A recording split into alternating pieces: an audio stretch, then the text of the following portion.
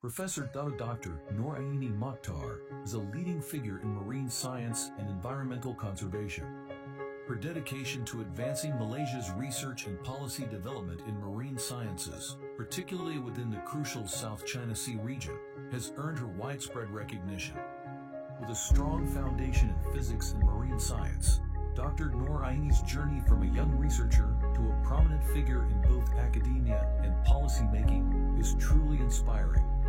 She has played a pivotal role in numerous significant initiatives, including the Coral Triangle Initiative, which focuses on protecting marine biodiversity in one of the world's most vital marine ecosystems.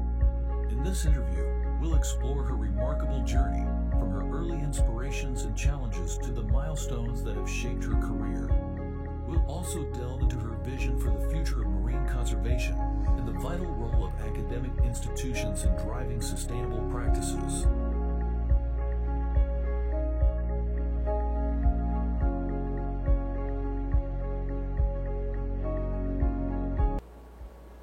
Talking at the global level and having reflection as a scientist, my interest evolved when I have this interest in physical science.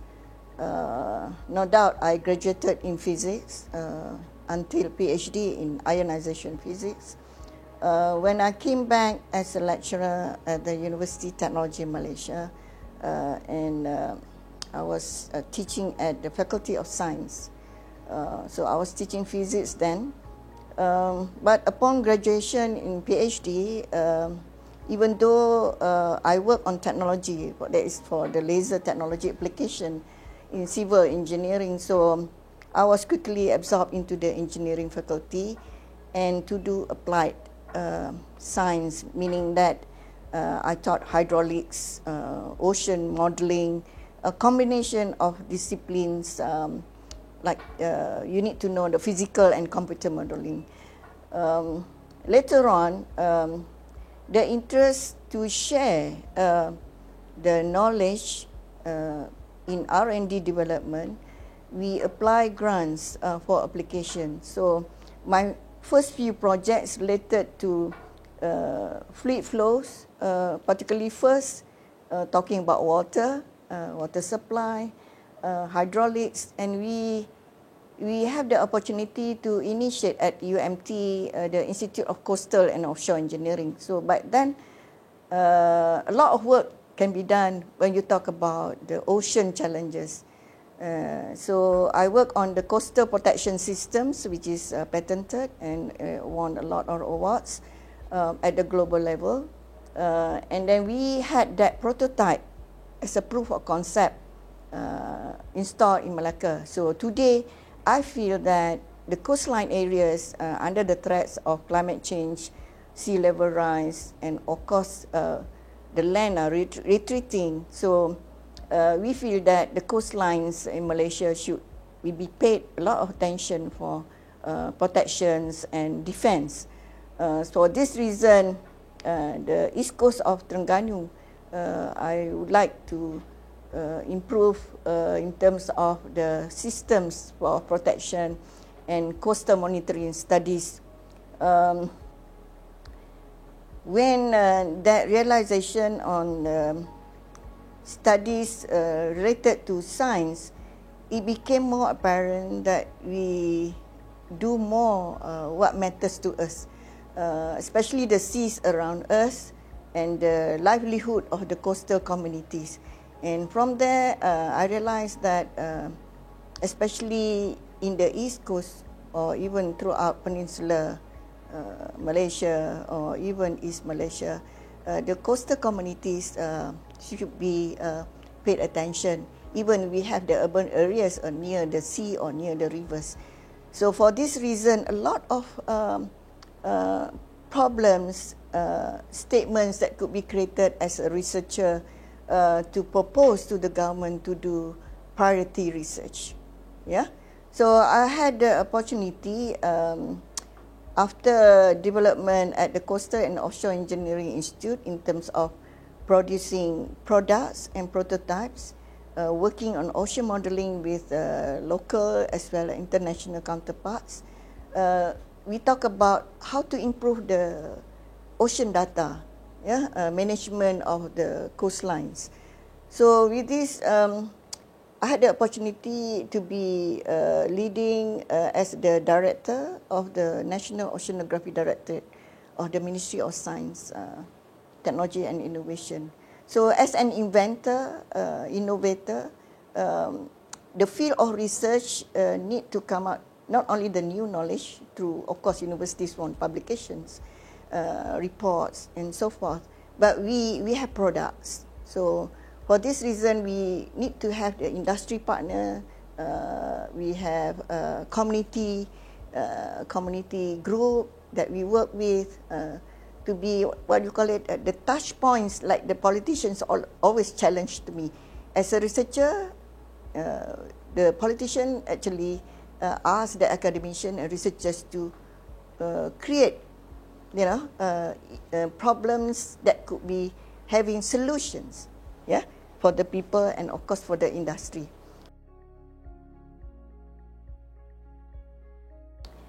Managing research and planning strategically for the national level in the marine science, we could at that time, or even we had very successful approach by having cohesive coordination and cooperation from the marine centers of excellence of the universities, be it from USM, UTM, UKM, UMS, and all other universities, the main 5 universities, or we have also other institutions and private universities, colleges that we can work with. Because at the ministry level, we can national priority research, and we can provide the grants. So the funding could be channeled to specific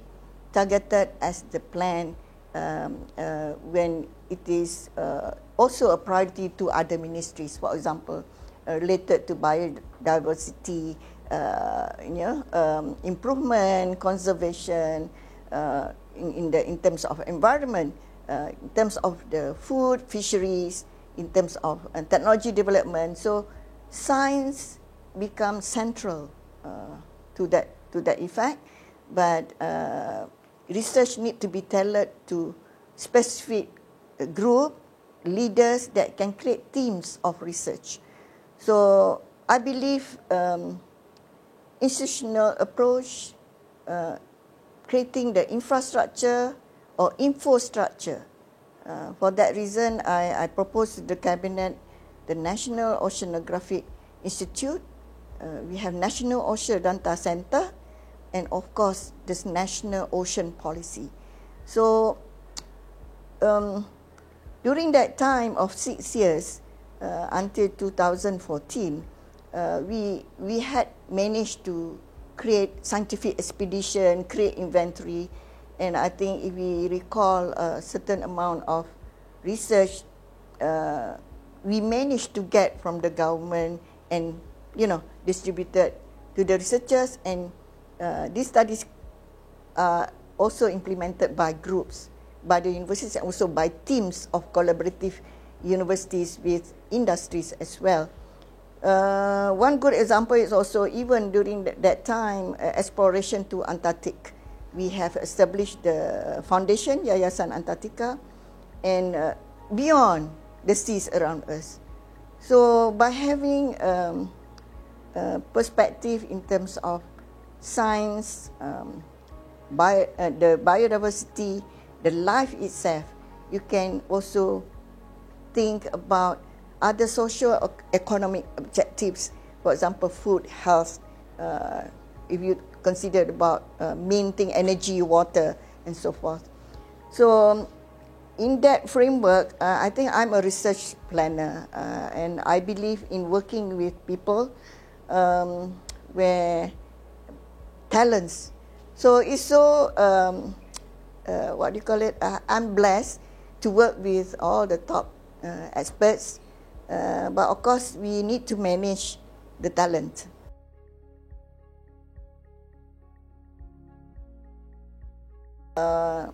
Research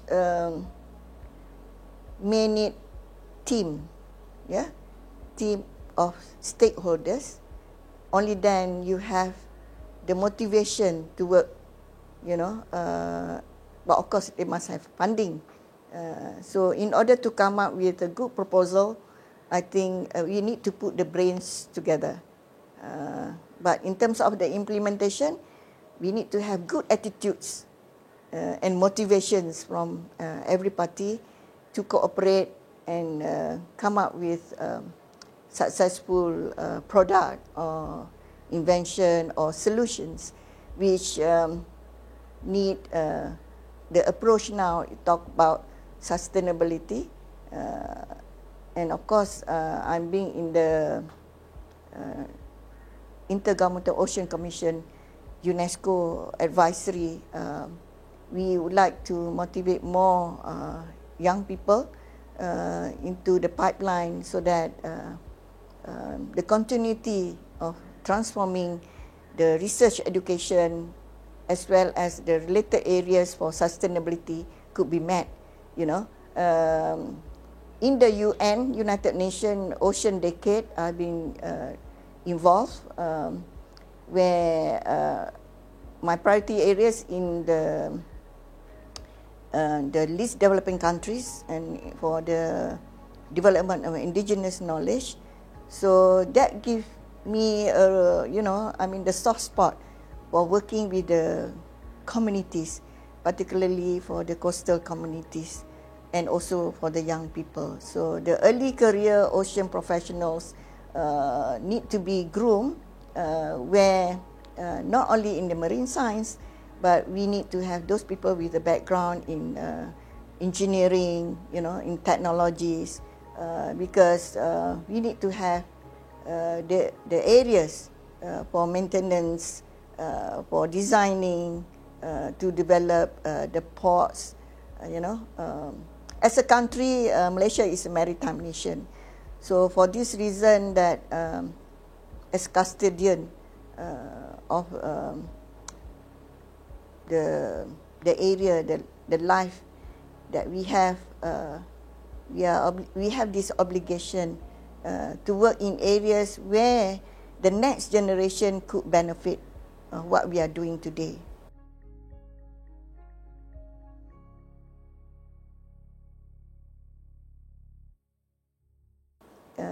I'm blessed during this life that I could meet a lot of wonderful people that seeking knowledge is continuous, is endless.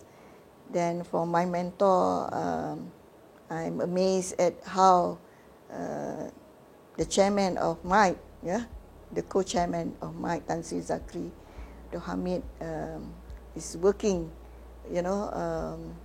in terms of his advocacy in science diplomacy. I believe what I've been doing for a certain period in my life as academics, as researcher, reaching out to the political masters is very important in order for the policy that we develop to be implemented and to roll out with the coordination and cooperation with all stakeholders. For this reason, a lot of programs that is now initiated at the Institute of Science Diplomacy could be done with a lot of other institutions, particularly where I am now as a distinguished fellow at the Institute of Oceanography, UMT, can work with other marine centers of excellence, which is, we call it MORA. We have these alliances. If we cannot work in the normal way as per institution, in a way that every leaders or head of the centers need to promote their own institution. So to harmonize that, this Marine Alliance, MORA, I think is a good platform for us to create this science diplomacy to talk to the political masters. I have been challenged on a few subjects from politicians. One of them is that talking about what is the output from the research that you can see that can benefit directly to the people, to the livelihood. Okay, we have this desalination project using hollow fiber membrane, cooperation with my fellow expert from UTM, Prof. Datuk Fauzi. We work on the Pantai Senok, yeah, di Bachok. We have built a pilot, so we need to translate the lab, the hollow fiber membrane from the seawater, salty water, to the clean drinking water. So that we put as a proof of concept in Pantai Senok, because that area has a lot of these issues for more than 40, 60 years. So that is already a case to be seen where people can collect the water and drink directly, even from the tap. Okay, so but how to make that as a benefit, total benefit to the community? You need to scale up. So that is beyond a researcher already, that we need to have the take up, from the state of Kelantan. So I think that's what they are doing now, to upgrade, to scale up, so that the fresh drinking water could be distributed to the rest of the community. Okay, so another project which I mentioned earlier about the invention that we had for the coastal protection system, this precast concrete structure, that also we need to work with the industry of the building, construction industry, and also for the consultants to design. So designing structures for coastal protection, for solving the shoreline problems.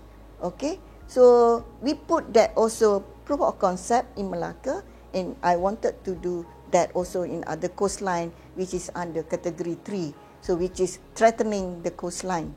So one of them is in Terengganu, that which is close to UMT, so that we can provide the solutions and the learning process from the students, graduates, as well as the people around them, to see what are the advantages of research products, rather than you just make a solution from the existing solution, which is probably we add value with the knowledge that we gain from the research. So that is called Science Lab for Coastal Protection System. But of course, there are other ways in terms of monitoring for shoreline management. We do the modeling as well. So to translate, to enable to fulfill the aspiration of the politician, that they can help the community, that they solve their problem. So the technology that we need to use, not only come up with the products, but we need to have what you call computerized solution, meaning that visualization. All our data need to be translated in terms of maps, digital maps, and in terms of forecasting, before and after. So meaning that this remote sensing technology, AI, and then you have the all the other equipment like a remote operated vehicle, meaning that these are technology evolution that we can address with the politicians, so that the funding could go to the various research and products, and the industry could actually come up with we respond to the solution for technology solutions, as well as products that could be developed as one of the industry sector for the country. So there are other aspects which I think I discuss a lot with Mike and also other colleagues in MOSTI, including the data that we have for the fish or production, food security in the sea. So meaning that the Department of Fisheries is our main partner, but of course we have the Act, Fisheries Act, in terms of the governance of utilization of the resources. In terms of research and development at the university, could explore as to how to provide higher income to the fishermen. First, they need to have a platform. The vessels that can go out to the sea, that they can stay longer, they can have fish aggregating devices or the seafood devices that they can catch in terms of premium, and not to take the babies, maknanya the young ones, for sustainability. So my latest project, mostly under the strategic research funding, is actually addressing the sustainability of our ocean productivities, but we need the platform. So from there, one of the area that even the political masters are looking into the development of shipbuilding and ship repair. This is already our national priority then, but under the industrial master plan, of course there are other areas. But a project for development of a modern fishing vessel for catamaran, which is the first to do in catamaran, which is a twin hull. Normally, the fishing vessel, we have a single hull. They can stay like 3 days. I mean, Terengganu traditionally they have boat, wooden, steel boat. But now we talk about fiber boat so that you can manufacture more. Okay, but twin hull provide more stability so that they can stay longer. They can stay at least more than a week, and then they can have more comfortable platform to go out and then come back with higher productivity. Alongside with the project, we look at the socio-economic objective. We make a survey of the local fishermen in terms of their income, and as well as we created several products for fish aggregating device. We call it bubu, in terms of our approaches, the catch, long line, or we have the bubu, which is IoT assisted. With the National Space Agency, or last time we call it remote sensing group, and Department of Fisheries, with the approval of a vessel for local fishing vessel for artisanal fishermen. So this project, we work with the local marine shipbuilding industry company, which is called MSET, and then they work closely on composite material. So that research component actually produce our graduates, in terms of putting into the material study, socio-economic study, fishery study, as well as naval architecture. So it's very integrated project that I believe our aspiration to create a model or a prototype so that we can produce more later on that complete the objective. So when we talk to the politician, so he backed me up because he asked, what can we do to our local community, because largely a fisherman. So I think not only we should provide the infrastructure or platform, but training the mindset of the young people. Once they have the vessel, once we manufacture more of the vessel, creating more shipbuilding, we need to have more people to learn how to repair. So that is where the education in TVET is very crucial, and STEM. So initially I wanted to start with STEM just now, right? So for that reason, when we have only 17% of the policy that we wanted to have 60-40 students ratio in science, I think we have a lot to catch up, in terms of getting more students to learn and have the passion in studying science and apply science. I think my colleague National STEM movement, can work towards that in terms of how political masters can actually put priority, especially in terms of education, not only in universities, but also in schools, in tertiary, at the same time, polytechnics and technical institutes. So education in marine science, in maritime, is part of something that I hope get a lot of attention by the government, because we cannot avoid, because the resources that we have in the country is around us. We should look into the areas of future energy from the sea, from the carbon sequestration. How do we manage the resources in order to create new industry growth?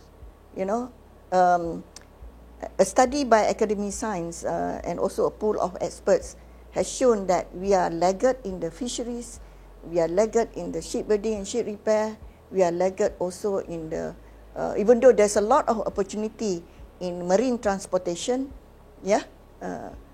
we also laggard in terms of opportunities to capitalize on the resources in terms of the marine islands and coasts that we have in the country. So I believe relating from science, development, technology, innovations that ultimately lead to the economy, which is now we are looking into the blue economy.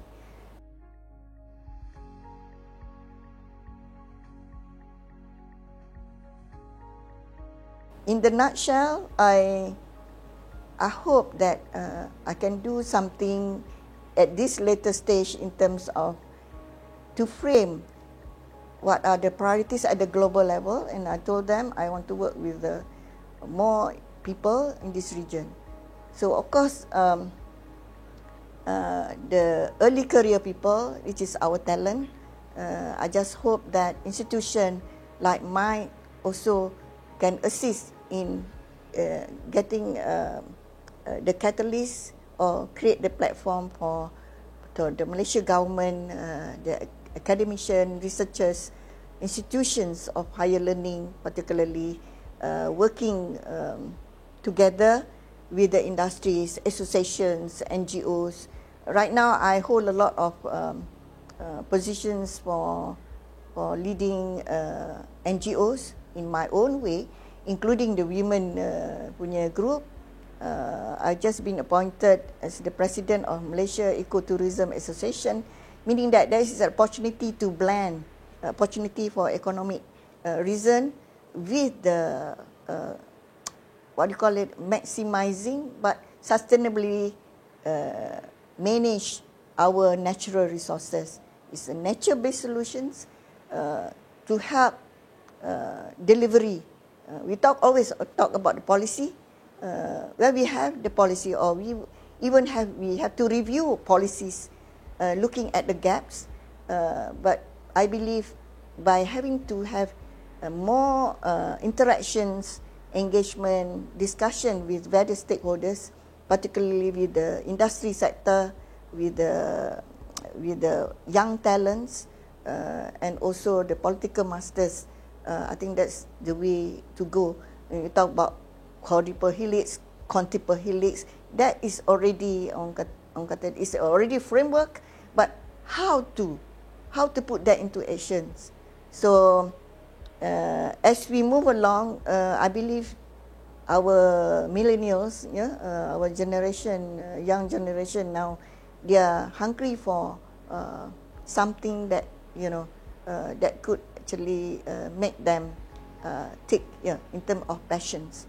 So I believe by putting them, instilling a sense of purpose in life in terms of what they can contribute to the nation, I think that is something that politicians can do. and we also can support them, inshallah.